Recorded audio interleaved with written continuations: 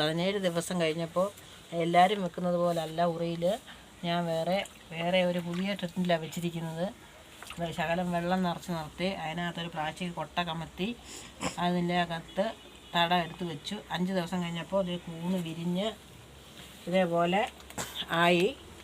അങ്ങനെ 5-ാം പക്കം 22-ാം പക്കം 23-ാം പക്കം ആയപ്പോൾ ഇത്രയും കൂണുകൾ വിരിഞ്ഞു തുടങ്ങി. ഈ ഒരേ തടം തന്നെ വെക്കുള്ളൂ. ഇതേ രീതിയിൽ നിരത്തി വെക്കുകയാണ് ഞാൻ ചെയ്യുന്നത്, ഉറിയിൽ അടുക്കി വെക്കുകയല്ല ചെയ്യുന്നത്.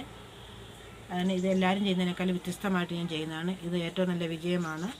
നല്ല വലിപ്പമുള്ള കൂണും ഒരുപാട് എല്ലാ തടങ്ങളിലും ഒരുപോലെ പൊട്ടുകയും ചെയ്യും. നമുക്ക് ഈച്ചയും പൂവീച്ചയൊന്നും കയറാതെ ഞാൻ വലയിട്ടിട്ടുണ്ട്. വലയിട്ട് മൂടി അതിനടിയിൽ വെള്ളം, പിന്നെ പ്ലാസ്റ്റിക് കൊട്ട, അതിൻ്റെ മണ്ടയിൽ ഓരോ തടം അങ്ങനെ നിരത്തി വെച്ചിരിക്കുകയാണ്. 22-ാം പക്കമാകുമ്പോൾ നമുക്കിങ്ങനെ പറിക്കാൻ പറ്റും. 2 മാസം 2.5 മാസം 3 മാസം വരെ നമുക്കിങ്ങനെ കൂണ് കിട്ടിക്കൊണ്ടേ ഇരിക്കും. Okay, thank you.